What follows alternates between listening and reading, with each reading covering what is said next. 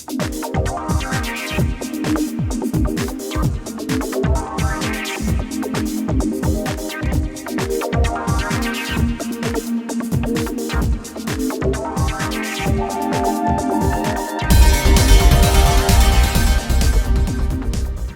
guys, this is Doug Jr. from Live Clean, and today I'm here with Camron Gharavi from HealthQuest at Rochester and Tienken in Rochester Hills, and I'm really excited and a little nervous because today we are performing, or Cam's going to be performing on me, a functional movement screening, or FMS.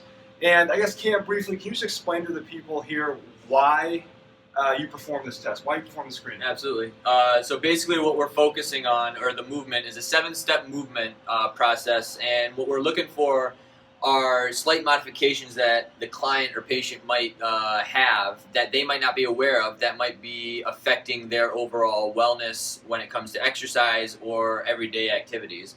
So basically with the screen we're able to modify and give a functional training program to kind of better themselves to get full experience out of their workouts or everyday life of exercising. Sure.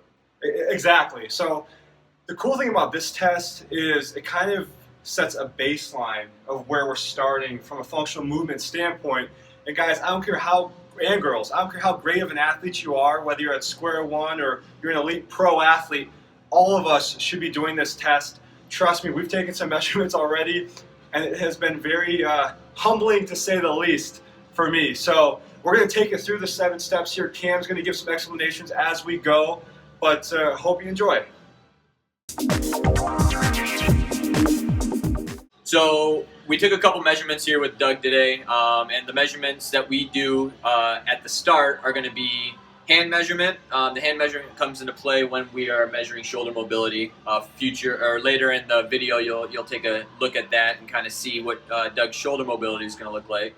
And then we take a measurement on the foot to the tibial tuberosity. From there, we use that measurement to judge foot distance when it comes to our lunge along with our deep squat. So there's just a couple of quick measurements that we do right at the start before we get started on the actual movements themselves. All right, so the first thing we're going to do, the first measurement or movement that we're doing is going to be the overhead deep squat. So Doug, what I'm going to have you do is left foot is going to be at 0. Okay. And then our right foot, which is going to be right at 17.5, and that's going to come into play with the tibial tuberosity measurement that I was explaining to you at the start. So Doug, what I'm going to have you do is I'm going to have you hold that dowel for me. We're going to put it right on top of your head, separating the hands about 90 degrees. And from there, Doug, what I'm going to have you do is you're going to lift the dowel right above your head. Okay. Awesome. Any uncomfortable feeling with that at all? A little nervous, but no, right. Not yet. No pain. So what I'm going to have you do first, Doug, is I'm going to have you go down into a squat as far as you can comfortably for me. Okay. Oh, that's about it. Right about there. Any pain down there? No pain, but I think that's about as far as I All go. right. Yeah. Go ahead and come on back up. And I'm essentially going to have Doug do this 2 more times to kind of see a good measurement of where we're at. Right. Perfect. And back on up. And then one last time. And perfect, back up. And the reason why I have Doug do it 3 times is sometimes it takes our body a couple times to get used to the actual movement that we're doing. So there's a couple variations. So that's the only reason why I have him do 3 times. So a couple things that I saw with Doug is that he tends to have a forward chest. And it could be due to some thoracic mobility issues along with possible ankle dorsiflexion issues. So what I'm going to do is I'm going to modify the squat a little bit, and we're going to have you put your heels up onto the board and see if it makes it a little bit easier for you. Okay. So we're keeping it at the same numbers. I'm going to give you that back. We're going to start the same thing again. So right on top of your head, good. And go ahead and press above. And then I'm going to have you do that same movement for me. Okay. Oh, much better. Much better. Much that better. looks much easier for you. Perfect. This Then has, back on up. this has to be some sort of record. Oh yeah. Oh yeah. Perfect. Then go ahead and do that 2 more times for me again. Okay. We like it in 3s here. Oh, And back up. beautiful. And last one. Oh, look at that. Perfect. Take notes. There we go. And go ahead and relax. Okay. Perfect. Cool. All right. So the next step, the second movement that we do in the screen is called the hurdle step. So I've got the board set up a little bit differently than when we were starting before. This time I've got 2 dowels sticking out the top, and we've got the height of the string across. I'm not sure if you're able to see it. To 17.5. Again, we're using the tibial tuberosity height on Doug to use this measurement. So the first thing I'm going to have Doug do is I'm going to have you come to the back of the board for me with both feet. Toes touching or? Toes touching, but Okay. bring those feet completely together for Oh, me. okay. There we go.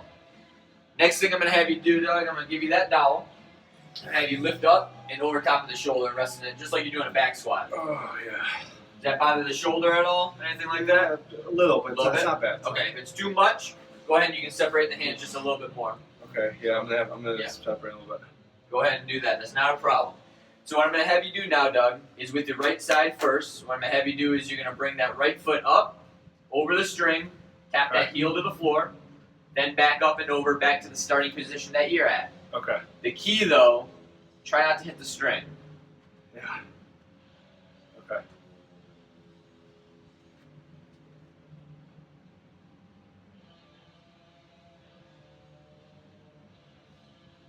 Good. Very good. It's not easy. Not easy. And again, we're doing everything in threes here. Oh. Not a problem. Any discomfort with that? No discomfort. No No. discomfort. Perfect. So I'm going to have you do the same thing now, Doug, but with the left foot moving up and over. Okay.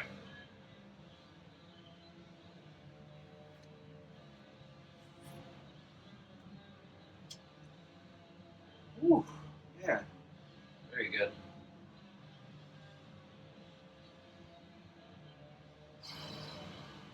And last time.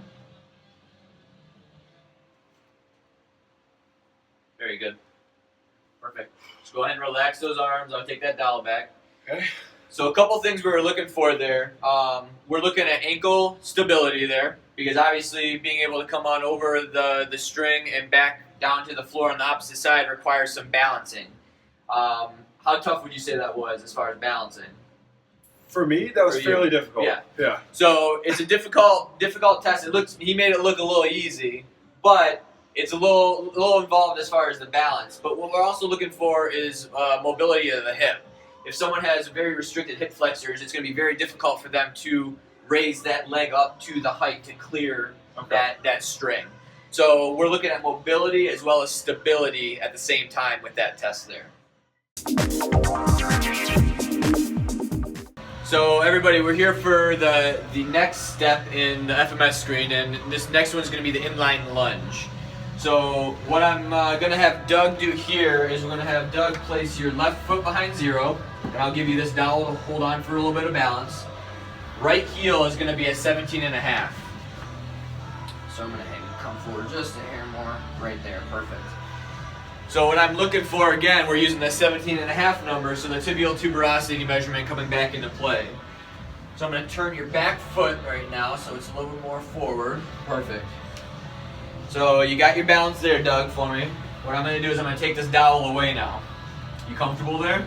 A little shaky. A little shaky. So what I'm going to have you do now is I'm actually going to give you the dowel back. But what I'm going to have you do is left hand is going to come up and down. Right hand's going to be coming underneath and holding that dowel, okay? Okay. Best you can, take your time. Alright. So what we're looking for is 3-point contact on the dowel. We're looking at the head, the thoracic, and then the sacrum area making contact with the dowel. So once we're making the contact, what I'm going to have Doug do now is I'm going to have him drop that left knee to the board like he's lunging on down. So whenever you're ready, Doug, I'm going to have you do 3 times up and down. Okay.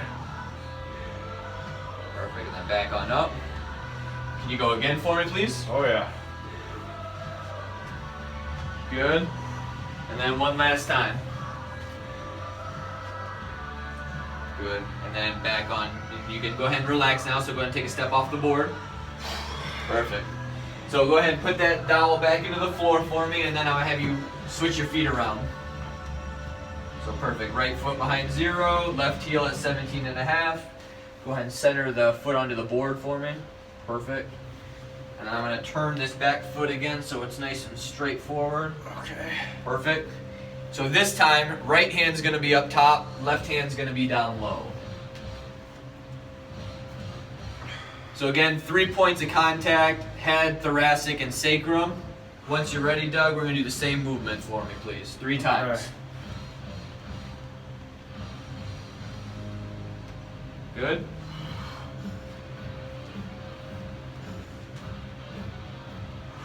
Good, and then one last time for me, Doug. Good. And go ahead and take a step on off, please. Whew. Pretty difficult. Yeah, that was tough. Yeah. That was tough. So again, what we're looking for here, we're looking again at balance on this one. So ankle stability. We are practicing his gymnastics routine for the Olympics there by balancing on this board. So a little bit more difficult as far as balancing goes. But what comes into play here is internal and external rotation of the shoulder, being able to hold that dowel behind you. That was the toughest part for me. Yep. Yeah. To keep that mobility back there while holding the dowel on those 3 points, the head, the back, and the sacrum. What tends to happen is we get that forward flexed posture, which then will pop the dowel off 1 point of that back. Yeah. So one thing that we saw with Doug here, you weren't able to see it, but from me walking around and seeing different angles, there were a couple times that the dowel decided to pop off the sacrum area. Yep. That's okay. One thing, again, we'll look at the end when we kind of get everything together is kind of where this might be stemming from. Because, again, we do have a couple more steps to this process before we get the whole information of what we're seeing. All right, everybody. So this next one we're going to be doing is going to be focusing on shoulder mobility when it comes to Doug here. So coming back to a couple of the measurements that we took at the beginning, I took a hand measurement. His hand measurement measured at 7.5. So we're going to use that measurement when it comes into play with his shoulder mobility and kind of seeing how it's moving around. So Doug, what I'm going to have you do first is you're going to put both arms out to your side for me. Thumbs into your hand. Make a fist with your hand.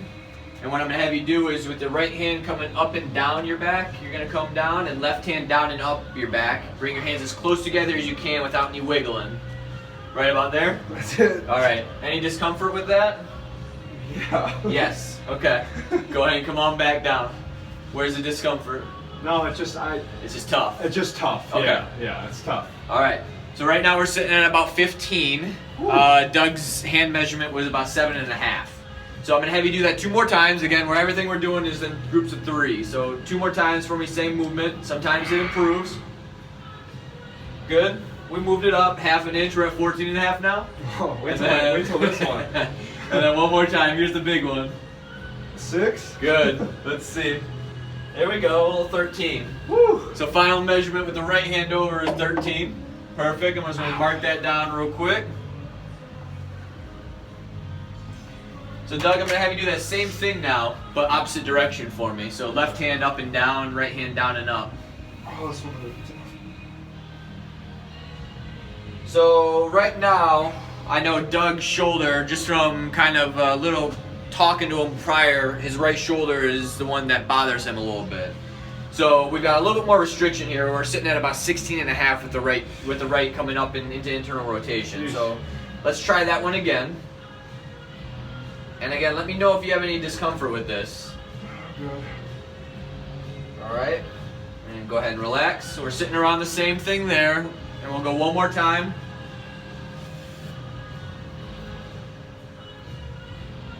All right, and we're at 16.5 still. So that one side's a little bit tighter.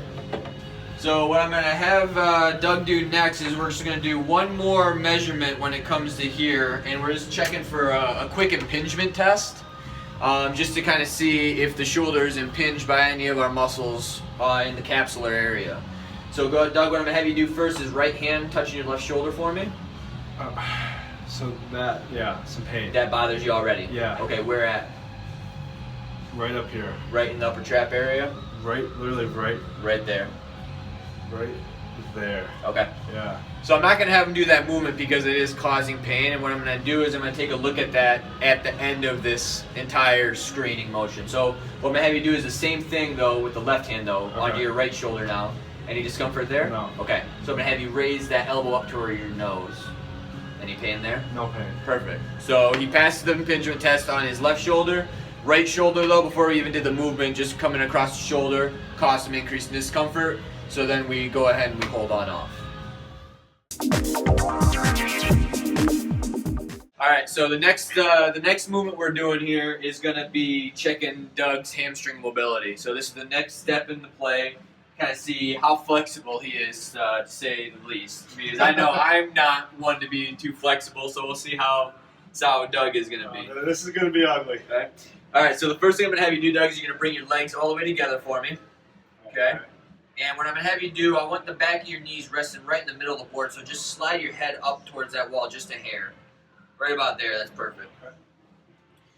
So what I'm going to do is I'm going to take a quick measurement of where his ASIS is to like the midpoint of his patella. Okay? And that's going to come into play because we want to find that midpoint of on his leg as the starting measurement. So we're going to start with his right leg first here. So what I'm going to have you do, Doug, is you're going to turn your palms up towards the ceiling. Okay? Everything's all set. What I'm going to have you do, the first thing you're going to do is you're going to raise this right leg up towards the ceiling as high as you can. Okay. But before you do that, while you're doing that movement here, you're going to be pushing down into the board with your left leg. Okay? Let me know if you do have any discomfort. Again, we don't want any discomfort in any of this movement, in any of these movements. Okay? So whenever you're ready, pushing down with the left, raising the right. As high as you can go. Perfect. Right about there. All right. Not a problem. Come on back down for me. So again, I'm going to have him do it 2 more times, but what I want you focusing on is keeping the leg as straight as you can. Try not to bend it at all. Okay. So whenever you're ready, same movement. Perfect. Right about there. Yeah. Awesome. Back down. And then one last time. All right, right about there, and then back down. All right, so we weren't able to get to the first measurement. What we're looking for is the lateral malleolus to pass the dowel. That is to get the highest score you can on this movement. So the next place we're going to go to get that measurement is we're going to go to the middle of the board here. Okay? So I moved it down considerably from where we were before. But what I'm going to have you do is the same movement again with the right side. Okay? So we're pushing down with the left, raising with the right. Perfect. And he's clearing. So we're good there. So come on back down. So since I saw him clear it the first time, we don't have to do any more because you're able to do it that one time. All you have to do is 1 out of 3 at that, and that'll be enough for to get the score there. Oh, beautiful. So I'm going to have you do again, Doug, is we're going to do the left side now. But again, I'm going to have to do a quick measurement because sometimes people tend to be a little asymmetrical. So, good thing for Doug, his legs are the same length, so we don't have to worry about anything. All right. And what I'm going to have you do again, bring the legs together, toes up towards the ceiling, pushing the right leg down into the board this time, left leg's coming up. So whenever you're ready, Doug, right about there, and then right back down. All right. And we're going to do that same movement again for me, Doug. 2 more times. Good, and back down. And then one last time, toes up towards the ceiling before you go anywhere, and whenever you're ready. Good, and then back down. So again, left side, we weren't able to get the clearance of the lateral malleolus, so we're going to move the dowel up a little bit. So again, same movement, toes up towards the ceiling before you go anywhere. Whenever you're ready, we're going to do the same movement 1 more time. And he's clearing. Good, and then back down. So, as you can see, we're lacking a little bit of hamstring mobility, but again, it's something that we can work on down the line once we finish the screen and we build a little program to work on lengthening the hamstrings to make him more efficient when it comes to working out. All All right, everybody. So the next step, stage 6 in the FMS screen, is we're looking at a trunk stability push-up. So with this one, we're looking for core stability as well as upper body strength when it comes to the push-up itself. So a little bit different than a normal push-up in regards to where our hand placement is to start off with. So Doug, what I'm going to have you do first is I'm going to have you rest your forehead on the floor. And what we're looking for here is we're going to take his thumbs, and we want his thumbs about forehead height, and arms are going to be about 90 degrees out to the side. So we're going to even each side on out. Perfect, about there and there. And what I'm going to have you do is you're going to bring your feet together for me. Toes flexed up towards yourself, so you're pushing into the floor. So what I want you to do now, Doug, is in one smooth movement, push up as high as you can for me. Whenever you're ready. Perfect. And then right back on down. Awesome. And you can go ahead and relax now.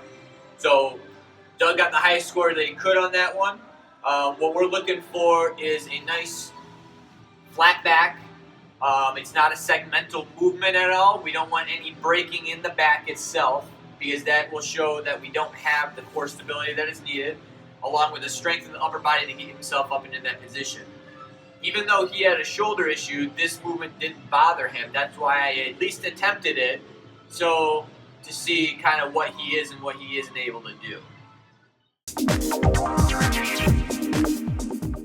So one more thing that we're going to do while we're already down in the push-up position is we're going to do a prone press-up. Basically what we're doing is similar to some of the yoga poses, but Doug, what I'm going to have you do is keeping the hips on the ground. You're going to press your upper body up. Perfect. Any discomfort there in the lower back? No. Perfect. What we're looking for is any type of sharp pain that might be radiating through that lumbar spine. If Doug happened to have any discomfort, you can go ahead and relax if you like.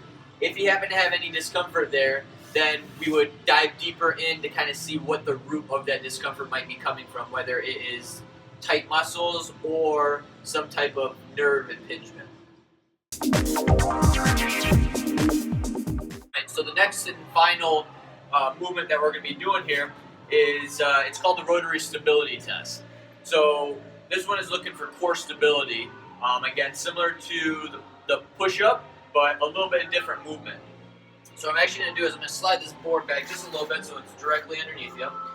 And what I'm looking for here with Doug's shoulders and hips is that they're directly vertical and under his shoulder, because anything further out is going to put a little too much strain on that shoulder. So he's looking good there. So we want the thumbs touching, the knees touching the board, and then the feet touching the board. So we got a nice neutral spine. I'm going to have you keep your head down. Everything's nice and straight. So from here, it's going to sound a little confusing, but Doug, what I'm going to have you do is extend your left arm out in front of you and your left leg behind you at the same time, trying to keep that nice level back as much as you can. So go ahead and give it a shot. There's no way. So it's all right. That's one time. We'll try 2 more times, see if somehow he gets it going. Perfect. And then one more time. Come on. And not bad. And that's not bad. This one is actually one of the hardest tests I take everybody through, but it helps us to kind of see that overall picture. That's what we're looking for. So the next modification to this is what we're going to do next is left arm is going to be going out though, but the right leg is going to be going out instead. So we're going across our body, but when you're coming back in, what I want you to do is I want you to bring that left elbow to your right knee like you're coming underneath yourself before you touch back down to the floor. Gotcha. So whenever you're ready, go ahead and extend left arm out, right leg out, perfect. And then coming across the body, good. And then back down to the floor. And I'm going to have you do that again, but I want you to try to touch the elbow to the knee. Touch it, right. Yep. So try it one more time. Out and in.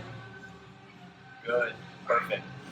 That's great. So he was able to get the movement there. What we're looking for is a nice stable back. When we're extending, we're not losing our balance, and then when we're coming in, there's no rotation either way with the hip or the shoulder dipping at all. So again, we're going to have to do the same thing on that right side, but before we do the cross, we have to try the same side. So right arm and right leg for me. Okay. Perfect. Try it 2 more Not times. easy. It's not easy at all. I can't do this one either, so don't feel too bad. All right, not a problem. And then let's go one more time. Got to do it in threes. Oh, yeah. No big deal. So this time, modification, right arm out forward, left leg behind you. Right. And then come across, touch an elbow to the knee. Good, and then back down. He was able to do it. So we're good there. The last quick test that we do after this one is the child's pose, essentially. But because I know Doug's back does not agree with the flex position, I'm not going to have him do it because I'm already aware of that injury, per se, that we don't want to flare up that already flared issue. So we're going to hold off on that one, but essentially we're just looking for a flex posture opposite of what the prone press up we were doing.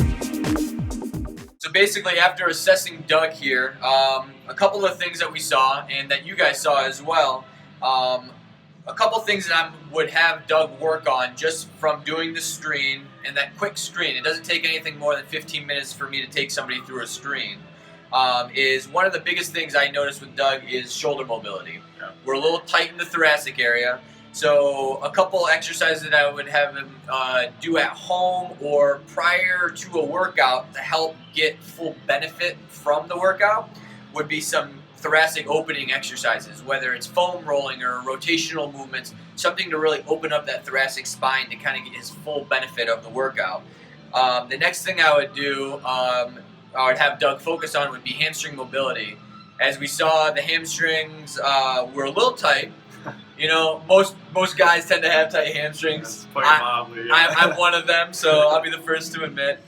But basically, again, mobility is a key to preventing any type of injury. Yeah, of course. So having more flexibility in the hamstrings, not only the hamstrings but other muscle groups are going to, again, help you through any workout or prevent any further injury. So with that being said, I'd add in some hamstring mobility work to Doug prior or throughout the week on his own to prevent, and again, any future injuries. Okay, beautiful. Guys, again, this is Camron Gharavi from HealthQuest at Rochester and Tienken in Rochester Hills. Highly, highly recommend you go see him. This guy is going to put you to the test, but make sure it's his job and he loves it to make you the absolute best functioning athlete you can be. And it goes for people of all fitness levels, all ages, whatever your goals are. He just wants you to maximize the time you spend exercising. Definitely. Right, so Cam, thanks again. This was awesome, and we will see you guys soon. Take care.